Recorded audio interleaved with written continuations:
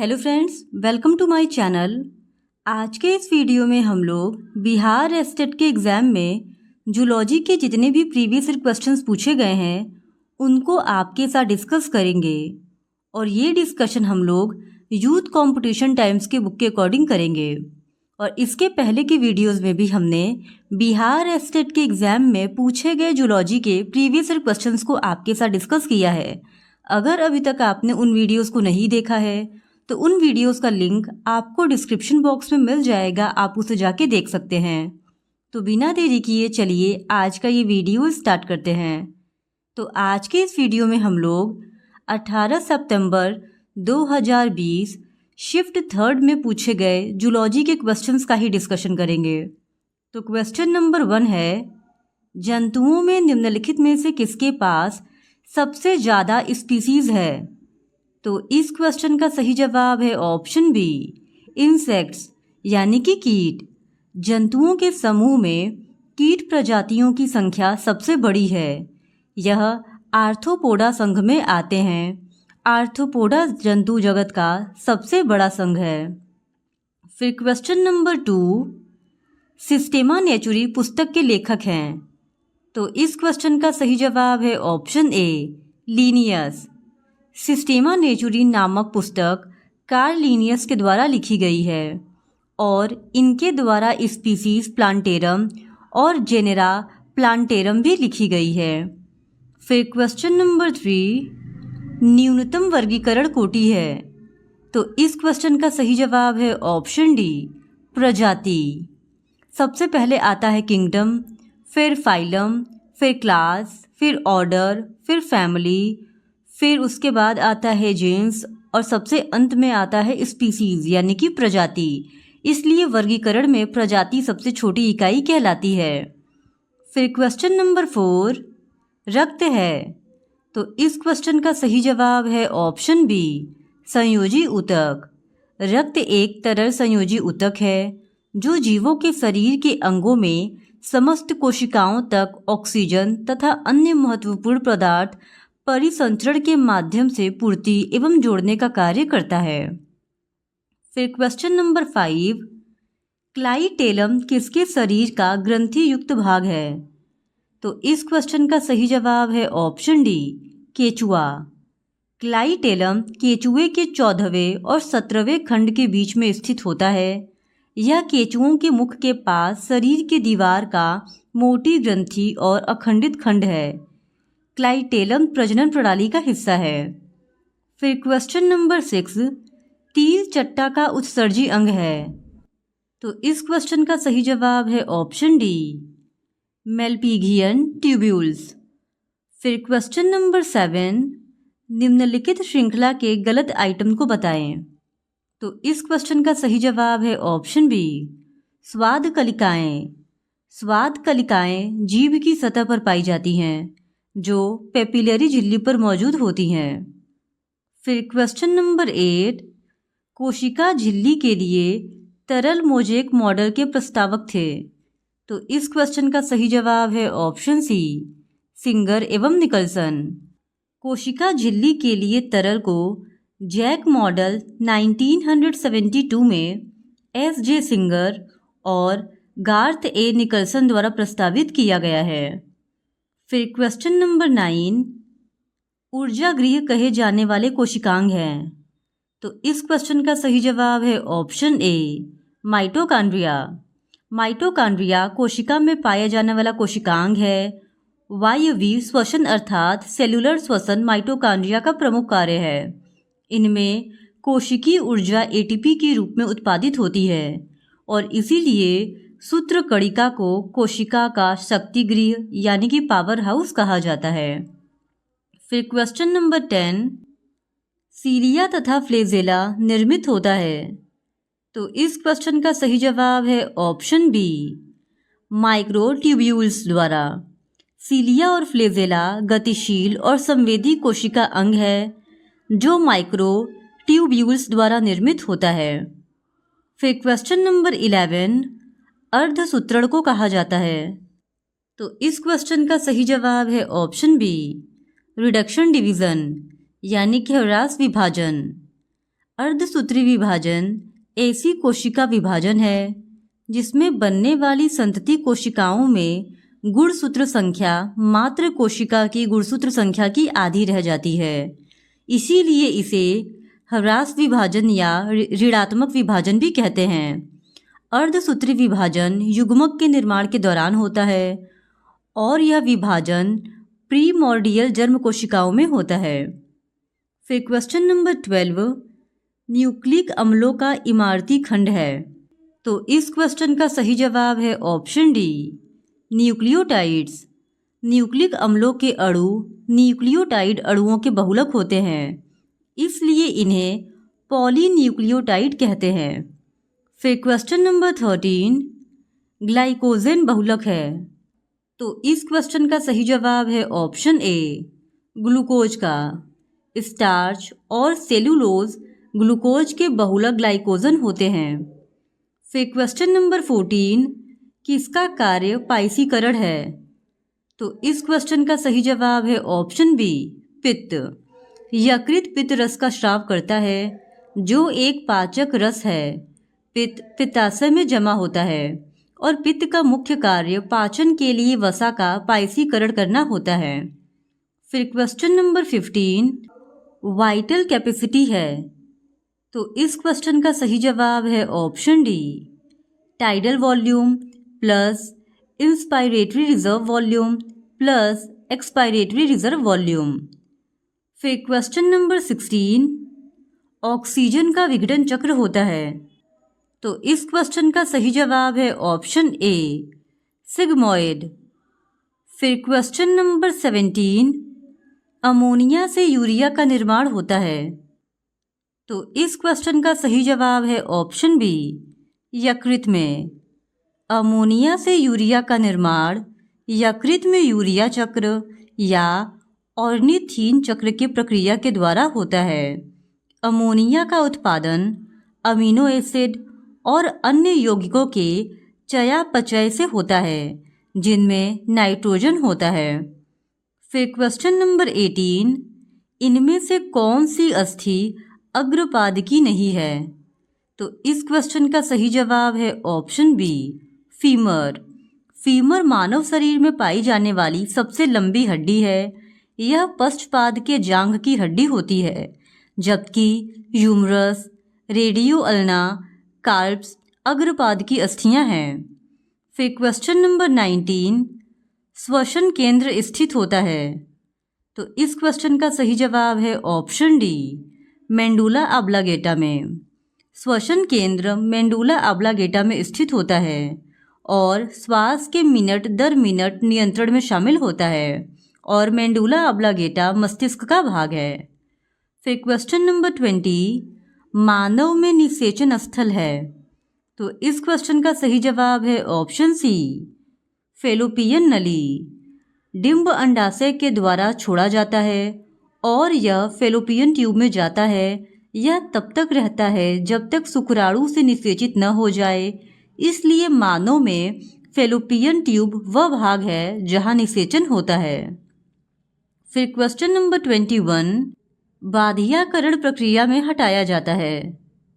तो इस क्वेश्चन का सही जवाब है ऑप्शन ए, वृषणों को।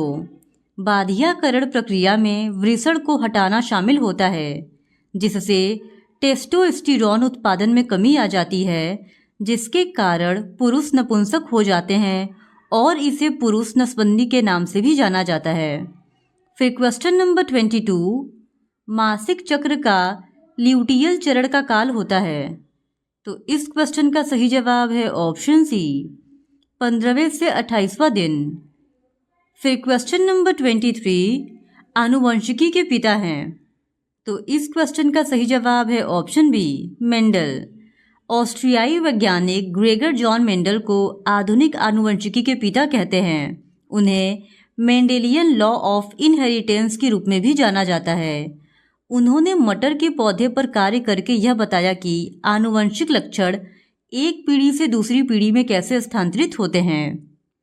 फिर क्वेश्चन नंबर 24, यह स्थिति जिसमें किसी एक लक्षण के लिए 2 या 2 से अधिक जीन उत्तरदायी हो वह है। तो इस क्वेश्चन का सही जवाब है ऑप्शन डी, बहुविकल्पता। ऐसी स्थिति जिसमें किसी एक लक्षण के लिए 2 या 2 से अधिक जीन उत्तरदायी होते हैं तो उसे बहुविकल्पता कहते हैं। उदाहरण के लिए मनुष्यों में ए, बी, AB, O रक्त समूह के प्रकार एक जीन के 3 एलील द्वारा निर्धारित हैं। फिर क्वेश्चन नंबर 25, यदि एक सामान्य पुरुष की शादी वर्णांधता की वाहक स्त्री से होती है तब उनके पुत्रों की स्थिति होगी। तो इस क्वेश्चन का सही जवाब है ऑप्शन डी, 50% सामान्य एवं 50% वर्णांध। सामान्य पुरुष की शादी वर्णांधता वाहक स्त्री से होने पर उनके पुत्र 50% वर्णांध होंगे और 50% सामान्य होंगे। फिर क्वेश्चन नंबर 26, जीनोम प्रतिनिधित्व करता है। तो इस क्वेश्चन का सही जवाब है ऑप्शन सी, गुणसूत्रों का अगुणित समूह। गुणसूत्रों के एकल समूह को गुणसूत्रों का जीवित जीवों में अगुणित समूह कहा जाता है और इसको N के द्वारा दर्शाया जाता है। इसे जीनोम भी कहा जाता है, इसलिए गुणसूत्रों का अगुणित समूह जीनोम प्रतिनिधित्व करता है।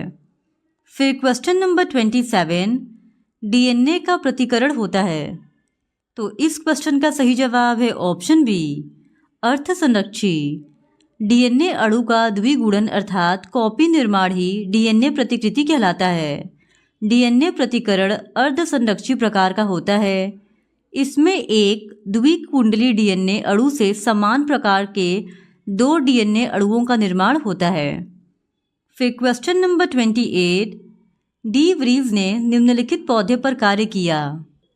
तो इस क्वेश्चन का सही जवाब है ऑप्शन ए, ओइनोथेरा। डी व्रीज ने ओइनोथेरा लेमार्कियाना पर कार्य किए थे और इन्होंने उत्परिवर्तन का सिद्धांत प्रस्तुत किया था। इन्होंने सुझाव दिया था कि नए प्रकार के वंशानुगत लक्षण अचानक प्रकट हो सकते हैं और इसे उत्परिवर्तन का नाम दिया। फिर क्वेश्चन नंबर 29, निम्नलिखित युग्मों में कौन समजात अंग कहलाता है। तो इस क्वेश्चन का सही जवाब है ऑप्शन डी, उपरोक्त में से कोई नहीं। जीवों के शरीर के ऐसे अंग जिनके कार्य अलग अलग होते हैं और संरचना समान होती है उसे समजात अंग कहते हैं। जैसे मेढक, छिपकली का अग्रपाद और पक्षी का पंख और मनुष्य का हाथ और घोड़े का अग्रपाद समजात अंग हैं। फिर क्वेश्चन नंबर 30, मछलियों का उत्पादन एवं प्रबंधन कहलाता है। तो इस क्वेश्चन का सही जवाब है ऑप्शन सी, पीसीकल्चर। पीसीकल्चर मत्स्य पालन से संबंधित है। इसके अंतर्गत मछलियों के उत्पादन, प्रबंधन, प्रजनन आते हैं। मछली जल पर्यावरण को संतुलित रखने में सहायता करती हैं। फिर क्वेश्चन नंबर 31, पेनिसिलिन उत्पन्न किया जाता है। तो इस क्वेश्चन का सही जवाब है ऑप्शन सी, कवक से। पेनिसिलिन कवक से उत्पन्न होता है और पेनिसिलिन दुनिया की पहली एंटीबायोटिक है। इसकी खोज 1928 में स्कॉटिश वैज्ञानिक अलेक्जेंडर फ्लेमिंग ने की थी। फिर क्वेश्चन नंबर 32, संयोजी ऊतक में होने वाले कैंसर हैं। तो इस क्वेश्चन का सही जवाब है ऑप्शन बी, सार्कोमा। संयोजी ऊतक में होने वाले कैंसर को एक शब्द में सार्कोमा कहते हैं, जो हड्डियों, टेंडन, उपास्थि, मांसपेशियों और वसा जैसे सहायक और संयोजी ऊतकों में उत्पन्न होता है। फिर क्वेश्चन नंबर 33, रेबीज का टीका किसने विकसित किया। तो इस क्वेश्चन का सही जवाब है ऑप्शन बी, पास्चर ने। रेबीज एक संक्रामक बीमारी है जो कुत्तों के काटने से फैलता है। इसको रोकने के लिए रेबीज का टीका लगाया जाता है और इसकी खोज लुई पास्चर ने 1885 ईस्वी में की थी। फिर क्वेश्चन नंबर 34, डीएनए को काटने वाला एंजाइम है।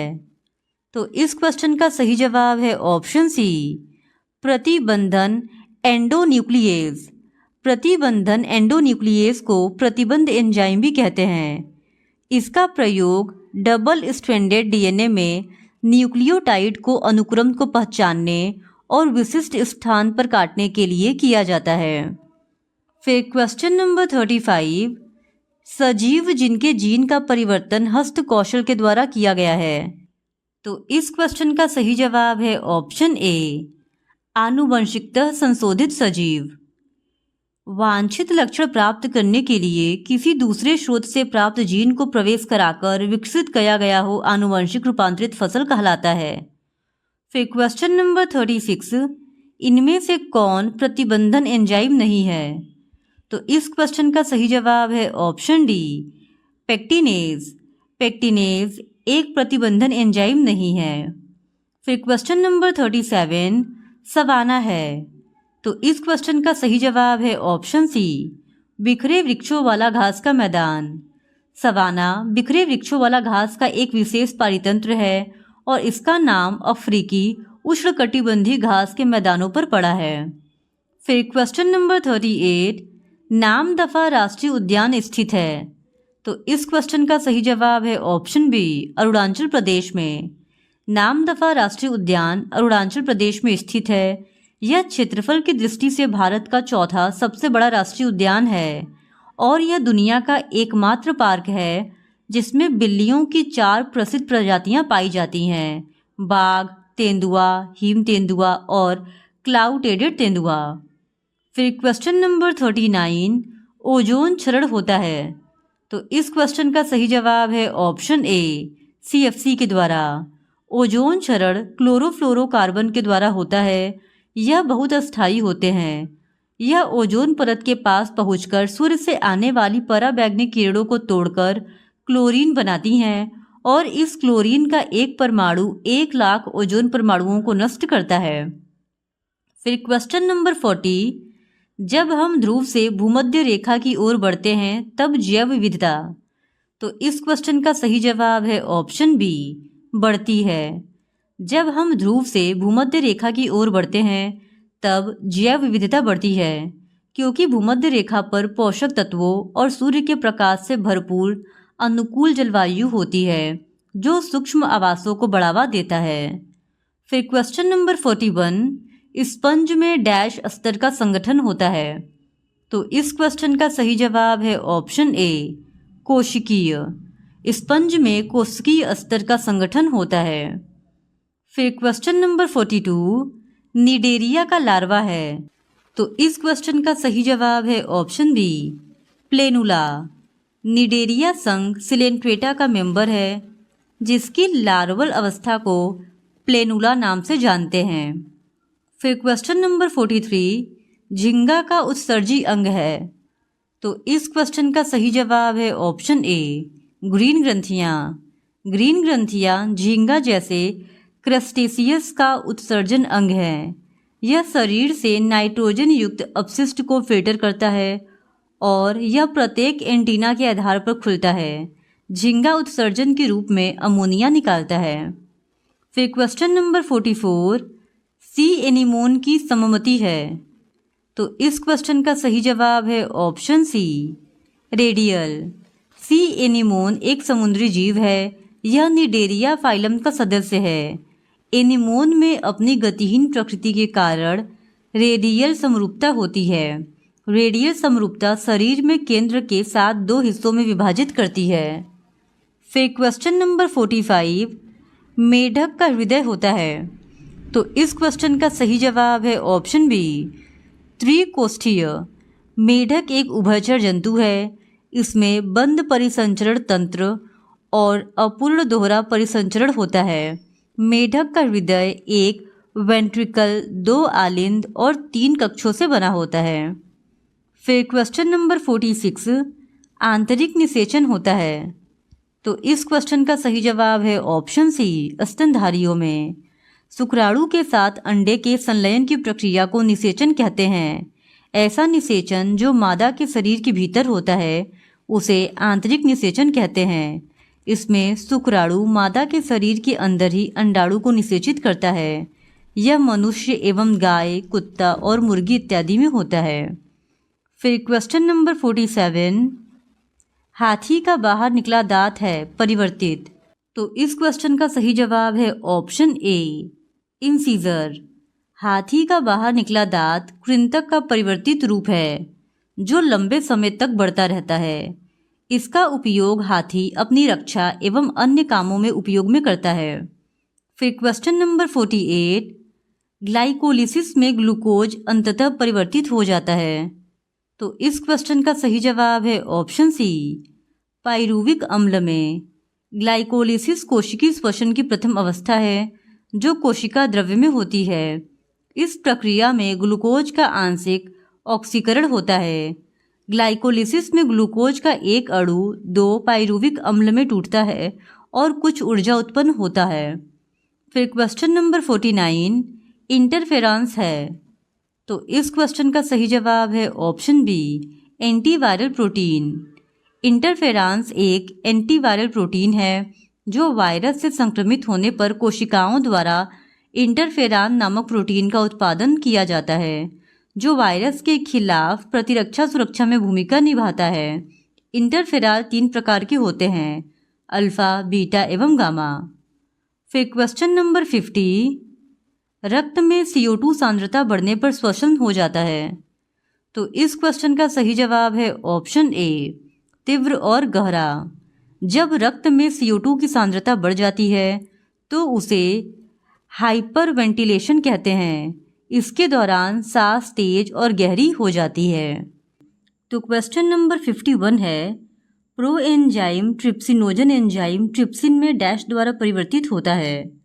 तो इस क्वेश्चन का सही जवाब है ऑप्शन बी, एंटीरोकाइनेज द्वारा। फिर क्वेश्चन नंबर 52, थायरोकैल्सिटोनिन एक थायराइड हार्मोन रक्त में।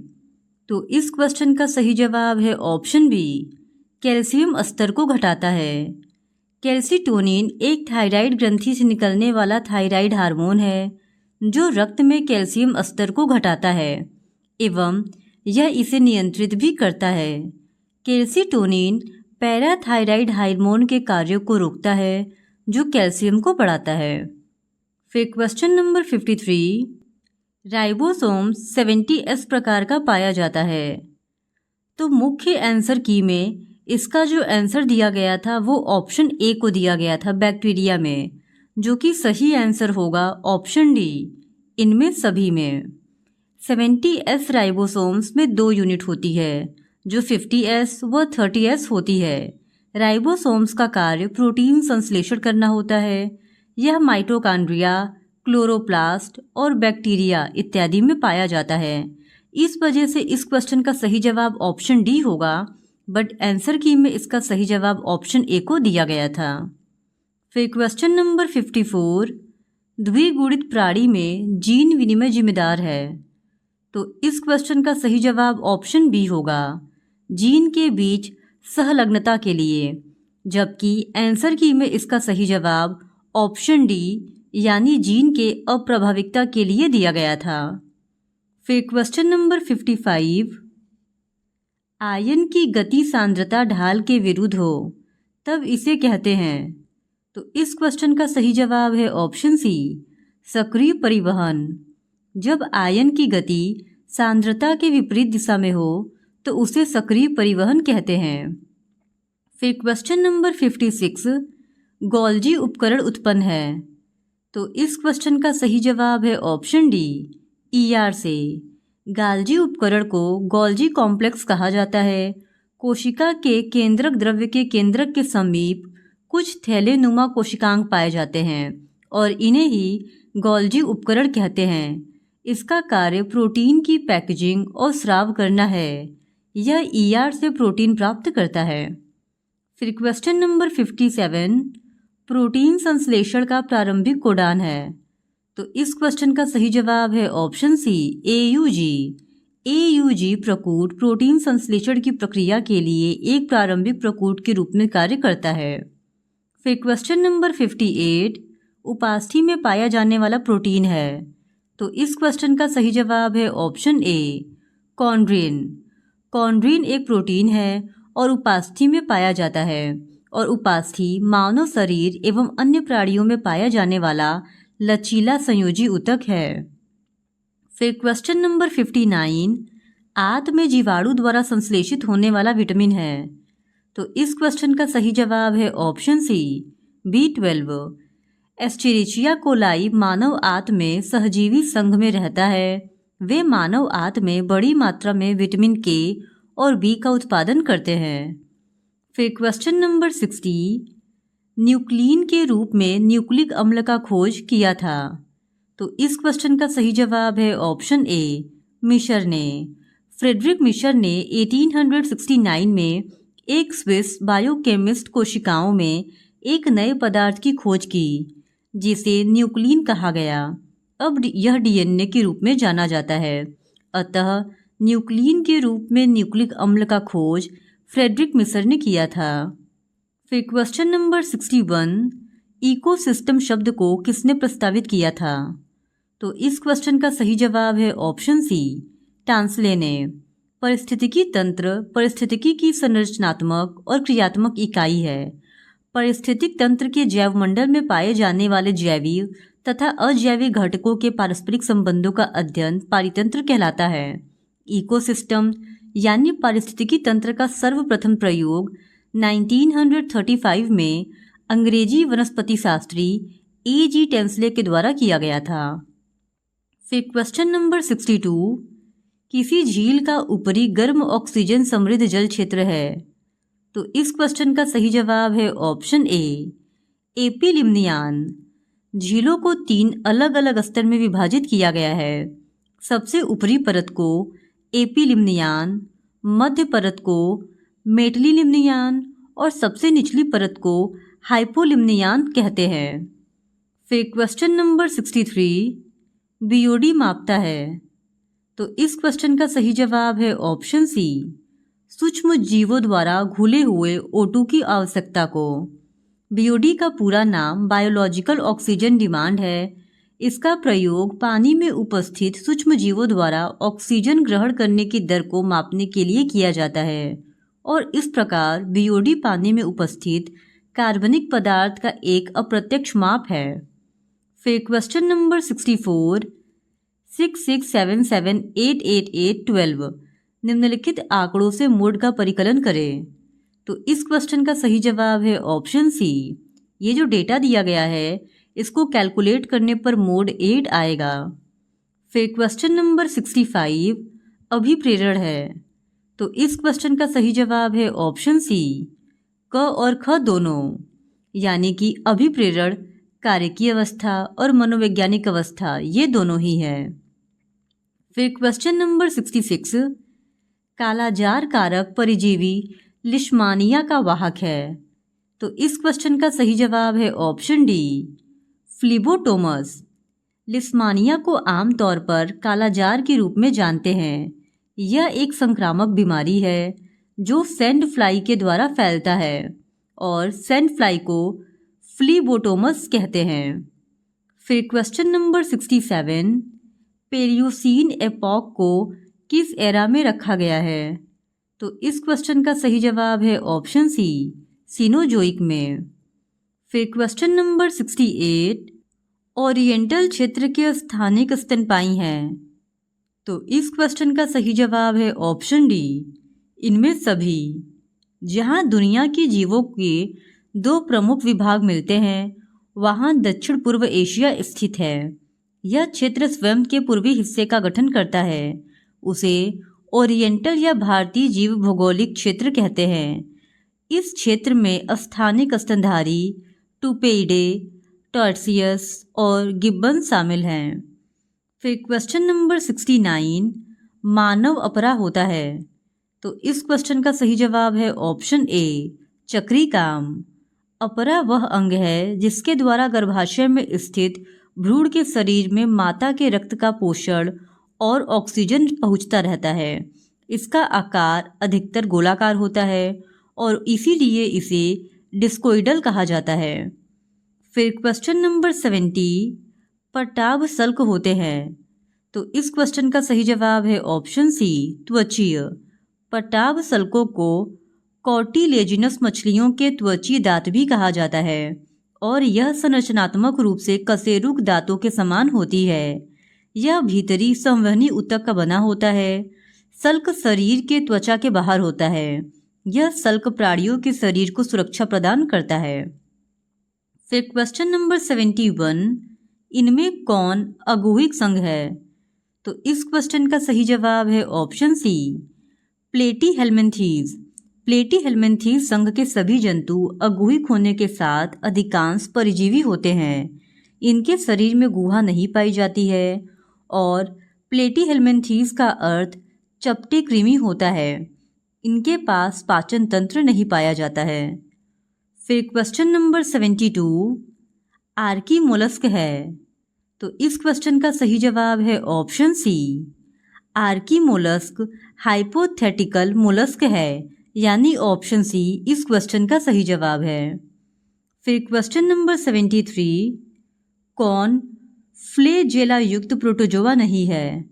तो इस क्वेश्चन का सही जवाब है ऑप्शन ए, पैरामीशियम।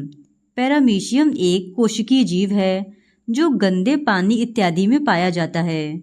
यह प्रोटोजोआ संघ का प्राणी है। इसको स्लीपर जंतुक भी कहते हैं। फिर क्वेश्चन नंबर 74, वेलिजर कार्बा पाया जाता है। तो इस क्वेश्चन का सही जवाब है ऑप्शन बी, मोलस्क में। संघ मोलस्का अकशेरुकी जगत में दूसरा सबसे बड़ा संघ है। इस संघ के जीवों का विकास अप्रत्यक्ष रूप से होता है। संघ मोलस्का के जीव मीठे एवं खारे पानी में पाए जाते हैं, जैसे बाइवाल्विया आदि। फिर क्वेश्चन नंबर 75, मछली जिसमें वायवीय सहायक श्वसन संरचना पाई जाती है। तो इस क्वेश्चन का सही जवाब है ऑप्शन डी, इनमें सभी में। क्लेरियस, एनाबास और चन्ना, इन तीनों में ही वायवीय सहायक श्वसन संरचना पाई जाती है। फिर क्वेश्चन नंबर 76, जलीय से स्थलीय कशेरुकों में परिवर्तन शुरू हुआ। तो इस क्वेश्चन का सही जवाब है ऑप्शन सी, डिवोनियन में। जलीय से स्थलीय कशेरुकों में परिवर्तन डिवोनियन काल के दौरान हुआ था। फिर क्वेश्चन नंबर 77, स्फेनोडान है। तो इस क्वेश्चन का सही जवाब है ऑप्शन बी, सरीसृप। स्फेनोडान सरीसृप वर्ग का एकमात्र जीवित वंशावली है और स्फेनोडान को तुआ तारा के नाम से भी जाना जाता है और यह मुख्य रूप से न्यूजीलैंड में पाया जाता है। फिर क्वेश्चन नंबर 78, हृदय में फोरामेन ऑफ पेनिजा पाया जाता है। तो इस क्वेश्चन का सही जवाब है ऑप्शन बी, सरीसृपों में।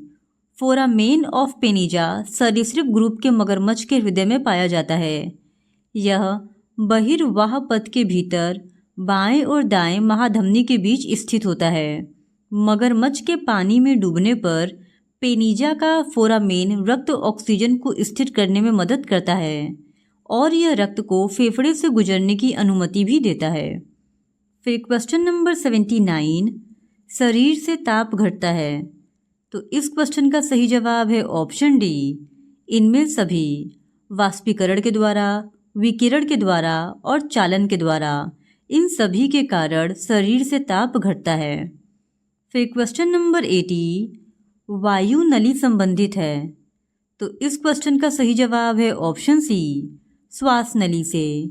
वायु नली श्वास नली से संबंधित होता है जो गले में स्थित मुख से फेफड़े तक हवा पहुंचाने का कार्य करती है, जिससे प्राणी सांस लेते हैं।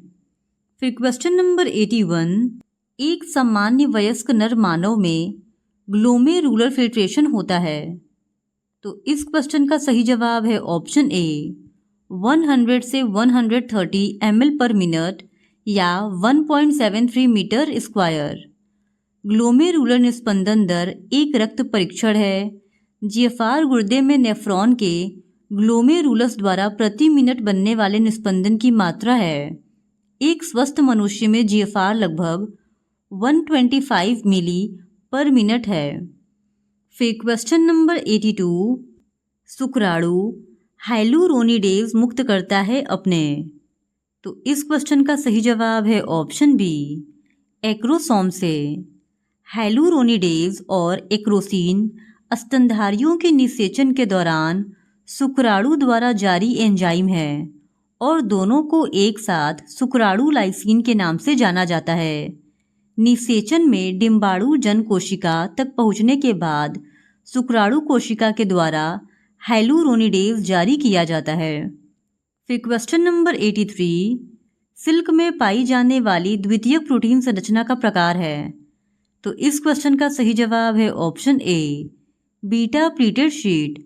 सिल्क में पाई जाने वाली द्वितीयक प्रोटीन संरचना एक महत्वपूर्ण विशेषता है जो रेशम आधारित सामग्रियों के यांत्रिक गुणों और स्थिरता को निर्धारित करती है। यह प्रोटीन की द्वितीयक संरचना बीटा प्लीटेड का शीट होता है। फिर क्वेश्चन नंबर 84, इनमें कौन अनिवार्य एमिनो अम्ल नहीं है। तो इस क्वेश्चन का सही जवाब है ऑप्शन सी, ग्लाइसिन। ग्लाइसिन एक सबसे सरल स्थिर अमीनो एसिड है। ग्लाइसिन मानव आहार के लिए आवश्यक नहीं है क्योंकि यह अमीनो एसिड से शरीर में जैव संश्लेषित होता है। यह प्रोटीन के अग्रदूत के रूप में कार्य करता है। अधिकांश प्रोटीन में ग्लाइसिन की थोड़ी मात्रा शामिल होती है सिवाय कोलेजन प्रोटीन के। फिर क्वेश्चन नंबर 85, एंटीबॉडी होते हैं। तो इस क्वेश्चन का सही जवाब है ऑप्शन ए, ग्लाइकोप्रोटीन। फिर क्वेश्चन नंबर 86, डीएनए वायरस है। तो इस क्वेश्चन का सही जवाब है ऑप्शन ए, हर्पीस विषाणु। हर्पीस वायरस एक ऐसा प्रकार का डीएनए वायरस है जो मनुष्य में संक्रमण और बीमारियों का कारण बनता है। यह मुख्य रूप से दाद, जननांग दाद, चिकन पॉक्स इत्यादि का कारण बन सकता है। यह सिंगल या डबल स्ट्रैंडेड डीएनए वायरस हो सकता है। फिर क्वेश्चन नंबर 87, विखंडन का अंत डैश के निर्माण के साथ होता है। तो इस क्वेश्चन का सही जवाब है ऑप्शन सी, ब्लास्टुला। कोशिका विभाजन प्रक्रिया को विखंडन कहा जाता है। कोशिका विभाजन के कम से कम 4 चक्र होते हैं जिसमें 16 कोशिकाएं बनती हैं जिन्हें मोरुला कहा जाता है और निषेचन के बाद पहला विखंडन विभाजन होता है। विखंडन के परिणाम स्वरूप उत्पन्न होने वाली कोशिकाओं को ब्लास्टोमेरस कहा जाता है। फिर क्वेश्चन नंबर 88, पैराथायराइड ग्रंथि नहीं होती है। तो इस क्वेश्चन का सही जवाब है ऑप्शन डी, दोनों, क और ख। पैराथायराइड ग्रंथि मछलियों में और साइक्लोस्टोम्स में नहीं पाई जाती है। पैराथायराइड ग्रंथि पूर्वकाल गर्दन में स्थित छोटी अंतःस्रावी ग्रंथि है। यह पीटीएच के उत्पादन के लिए जिम्मेदार है। यह उभयचर, सरीसृप, पक्षी और स्तनधारियों में पाई जाती है। फिर क्वेश्चन नंबर 89, कौन केटेकोलामीन है। तो इस क्वेश्चन का सही जवाब है ऑप्शन डी, डोपामाइन।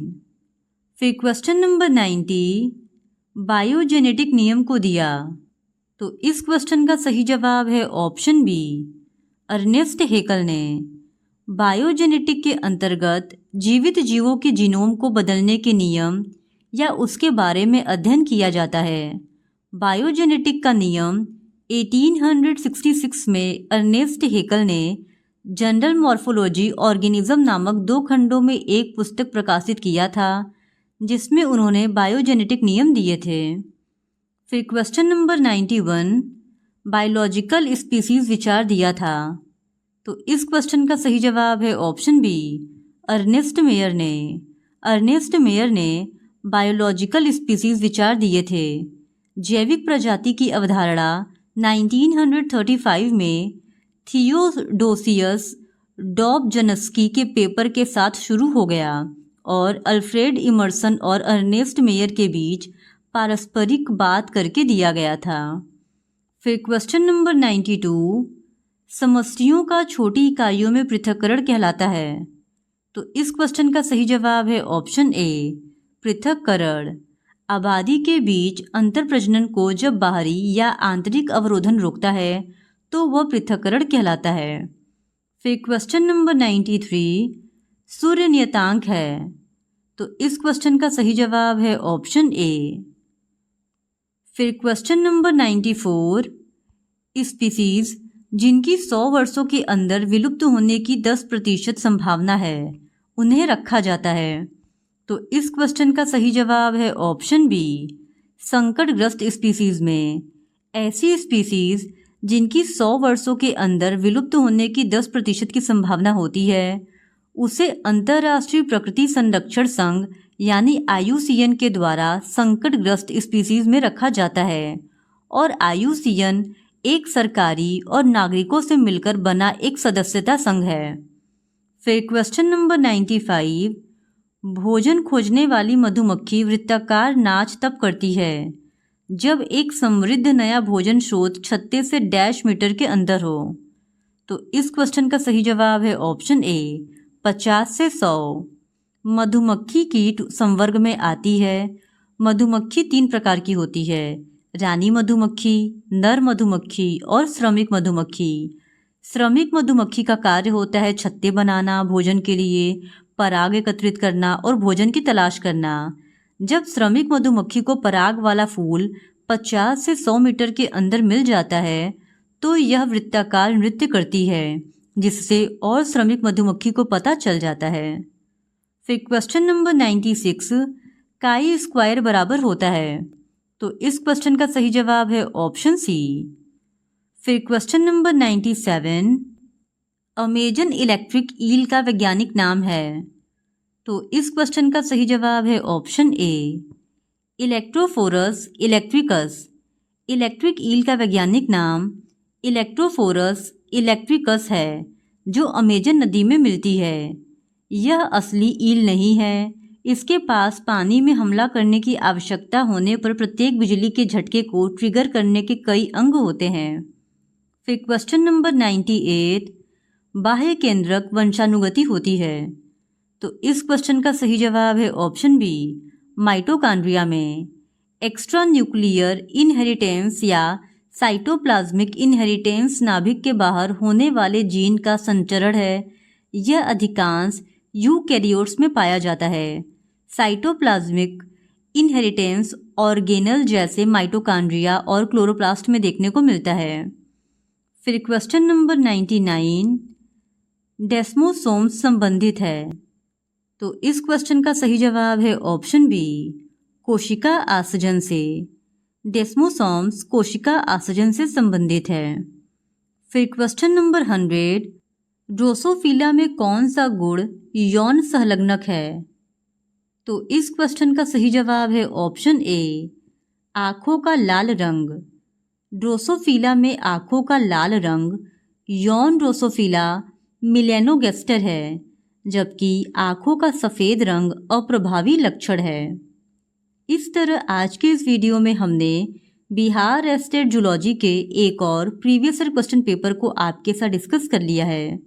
और अगर आप बिहार स्टेट जूलॉजी के इसी तरह और भी प्रीवियस ईयर क्वेश्चन पेपर को देखना चाहते हैं तो please do subscribe to my channel and like this video. Thank you very much.